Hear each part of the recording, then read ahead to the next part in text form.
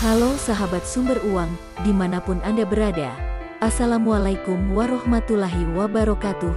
Ketemu lagi di channel yang penuh dengan informasi, inspirasi dan motivasi ini. Sahabat sumber uang yang berbahagia, kali ini kita akan mengulas tentang seorang pemilik bis terbesar di Indonesia. Siapakah dia?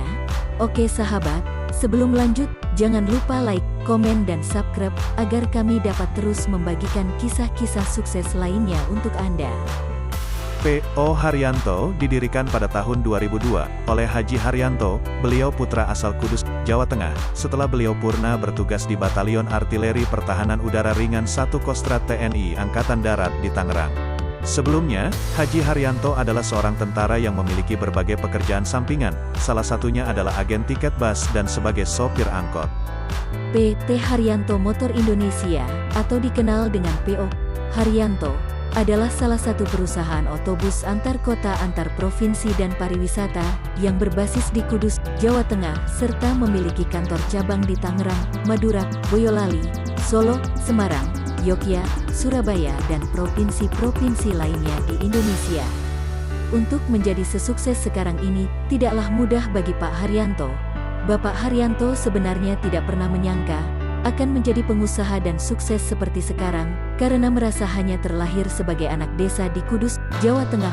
Orang tuanya hanyalah buruh tani, yang juga kerja sambilan sebagai tukang memisahkan tulang dan daging ikan di pasar. Namun kesuksesan milik hak semua orang yang ulet bekerja keras, beribadah dan pasrah kepada Yang Maha Kuasa.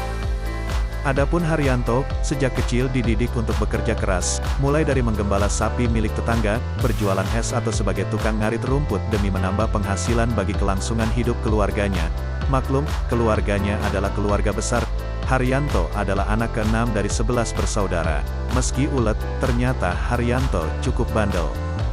Buktinya, beliau tidak menyelesaikan sekolahnya di bangku sekolah teknik menengah, STM, lantaran merasa tidak cocok. Beliau lalu kabur dari rumah dan hijrah ke Tangerang. Saya akan mengubah nasib, begitu tekadnya waktu itu. Berbekal tekad dan semangat yang kuat, di Tangerang Haryanto lalu mendaftar sebagai anggota TNI. Sejak kecil Haryanto memang bercita-cita bisa berseragam loreng, sambil memanggul senjata. Cita-citanya itu akhirnya kesampaian juga. Tahun 1979 beliau mulai bekerja di Kesatuan Angkatan Darat Kostrat di Tangerang. Saya dididik jadi pengemudi, tugas saya mengangkut alat-alat berat, meriam, mengangkut beras untuk konsumsi dan perminyakan dan perbekalan lain. Kenang Haryanto, gaji yang beliau kantongi waktu itu sekitar Rp18.000 per bulan. Kemudian, beliau bekerja sambilan atau kerja sampingan jadi sopir angkot. Karena sudah bekerja dan mengantongi gaji, pada 1982 Haryanto memberanikan diri untuk menikah. Tapi, gaji belasan ribu yang diterimanya tiap bulan itu ternyata masih tak cukup untuk menambal semua kebutuhan hidupnya.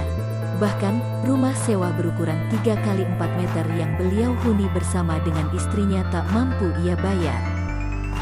Untuk membayar sewa rumah saja saya utang, kenangnya. Kepepet dengan kondisi keuangan yang minim inilah yang justru mempertebal semangat Haryanto untuk mulai mencari usaha sampingan.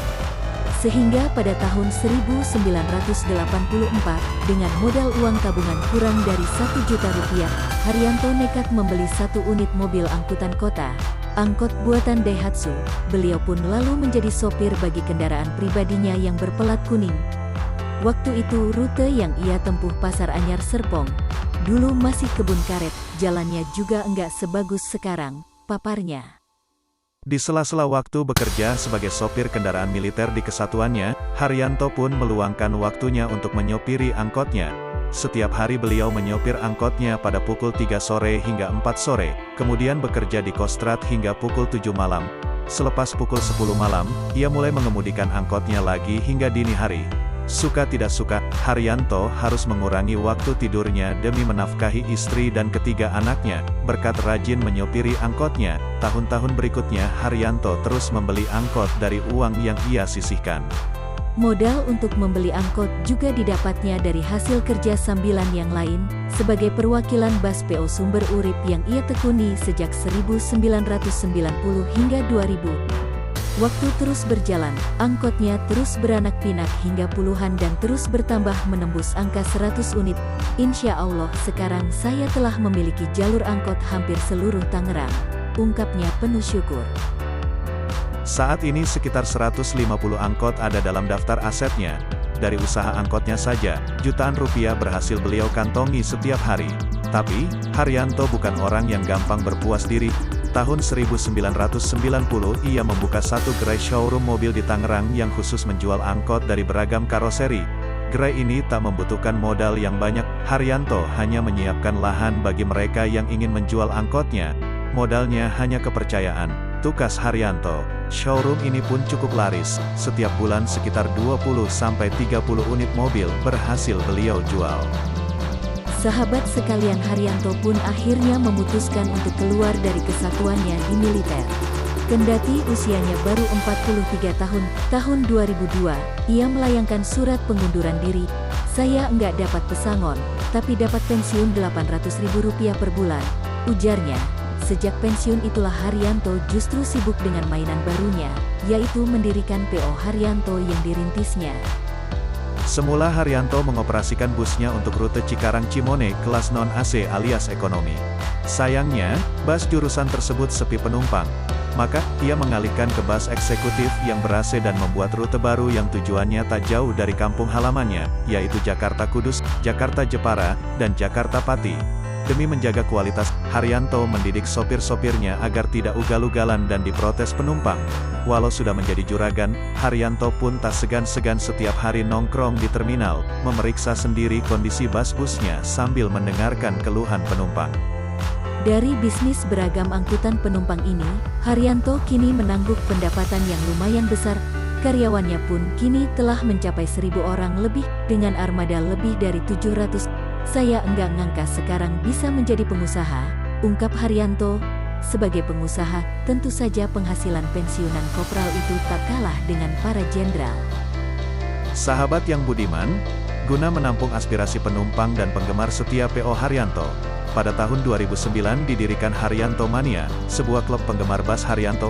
Haryanto Mania dipantau dan diasuh langsung oleh Rian Mahendra selaku CEO PO Haryanto yang merupakan pura beliau. Klub ini memiliki lebih dari 150.000 anggota di situs jejaring sosial Facebook dan sampai saat ini berguna untuk menyalurkan kritik, saran dan aspirasi, baik dari penumpang maupun penggemar Haryanto Mania sendiri.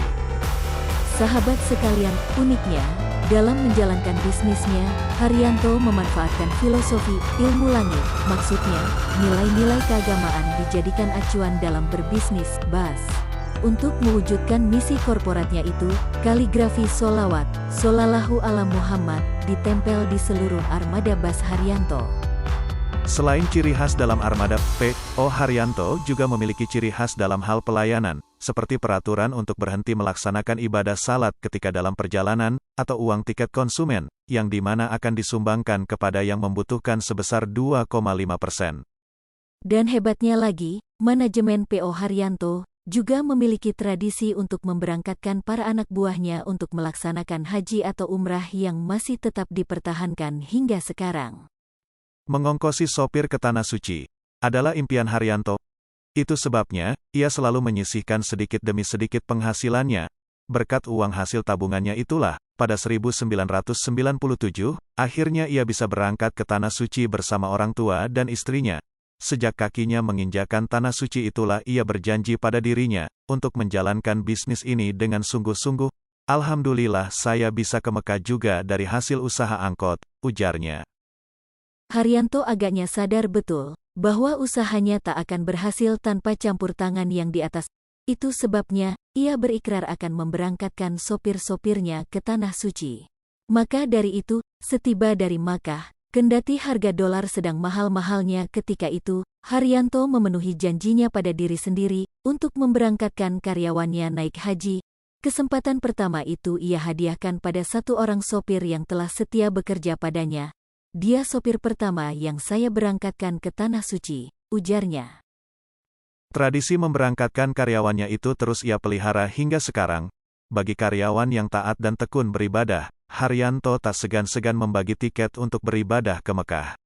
Sahabat sumber uang yang berbahagia, Demikian kisah sukses pemilik bus PO Haryanto. Silahkan Anda tonton kisah-kisah sukses lainnya di channel ini. Semoga kita semua tertular akan kesuksesannya, apapun usaha atau bisnis kita, dan semoga transportasi bus di Indonesia semakin maju dan jayalah perekonomian Indonesia. Sekian, wassalamualaikum warahmatullahi wabarakatuh. Salam sukses selalu.